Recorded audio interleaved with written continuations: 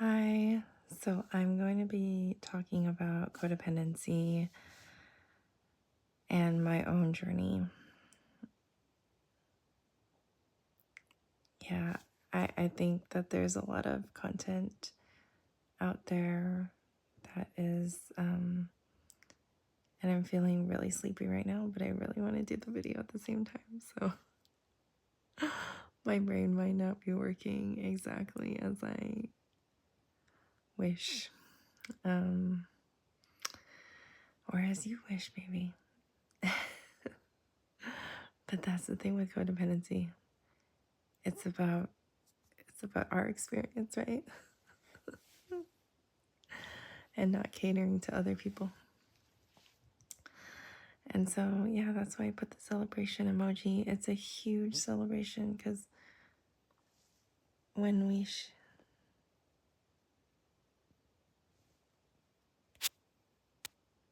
we are shifting from, and I don't know if my connection's bad too. My brain doesn't work. The connection doesn't work. Yeah, when we're shifting from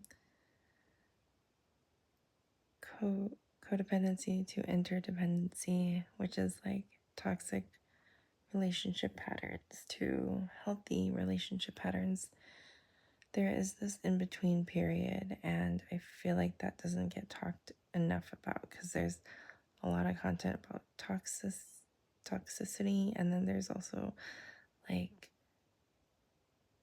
the healed content, like red flags or green flags, but there's also like a middle ground too. And so, yeah, I'm really wanting to share my journey. Right now, I feel like I have a lot of apathy towards our relationship because of all the damage that has been done emotionally and invalidation. And there's a lot of trust building right now. So that it feels very, it doesn't feel that warm to me. And there's been neglect on my part, on both of our parts. And just like there was constant name calling, like, yeah, raised voices, disregard for the other person. So as we're moving into more like healed, consensual, meaning like not just sexual consent, but like, hey, do you want to do this? Yes or no? Or maybe later are perfectly fine answers. It's not like you said no, you don't care about me. I'm going to try to like force you to do the thing so that it means that I matter. Like, I feel like there was a ton of that going on. And that's super damaging for both sides.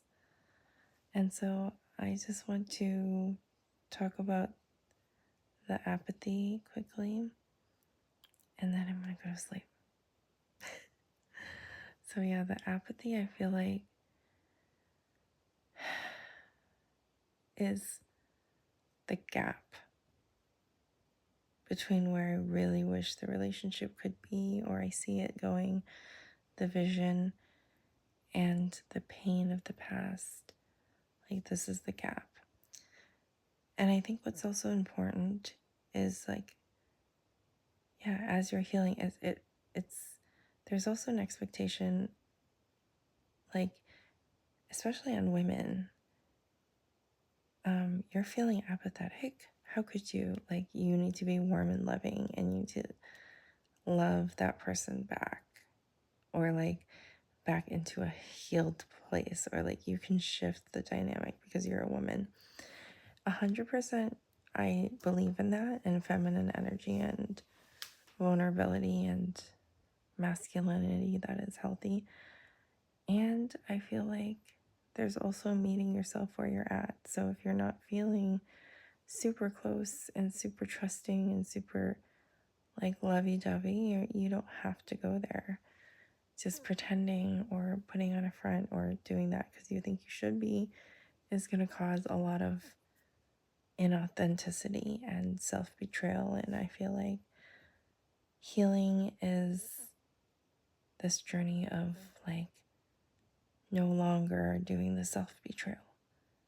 It's about getting in touch with our inner authenticity and expressing that so that others know where our boundaries are, what is okay and what isn't okay with us. And yeah, I feel like this is such an important thing. Like, I don't know why I feel like tapping right now. Maybe I'm just tapping this in. Feel free to tap too if you want to. But yeah, I'm gonna go to sleep soon, so maybe it'll just be like a few rounds. But yeah, I feel joy in this journey because wow, I'm healing my childhood wounds. I am healing what was a very broken relationship with myself. And I'm doing it in a way that doesn't shame me or my partner. These are systemic issues.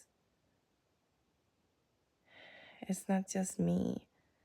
When many women act in codependent ways, it's not just my partner. When systemically men are raised to suppress their emotions, not be in touch with their emotions, their precious emotions, and be ridiculed for having fear, for having sadness, but praised for being angry and strong and aggressive. Like these are not okay. And women are praised for not having needs, for being like easygoing, for being well behaved, like a good girl. No, no more. How about authenticity for both sides? How about meeting everyone where they are, including ourselves? If we can meet ourselves first, we can do it for other people.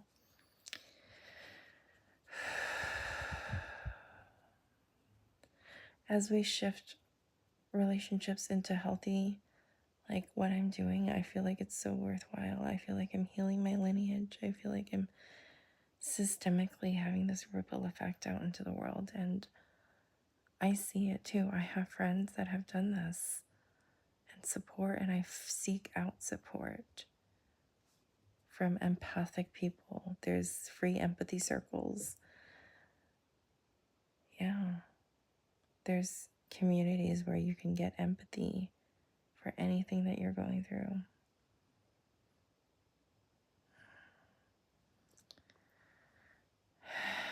And healing in community is powerful because if you can talk about your problems safely,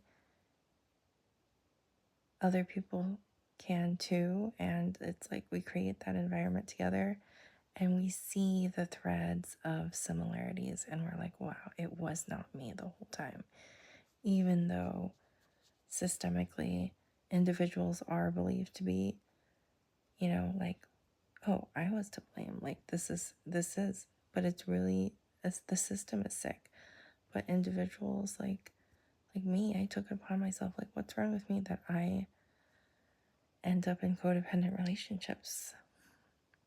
Well, there's many reasons. How I was raised, how my parents were raised. Systemically is just hard, and the baby's up, so I gotta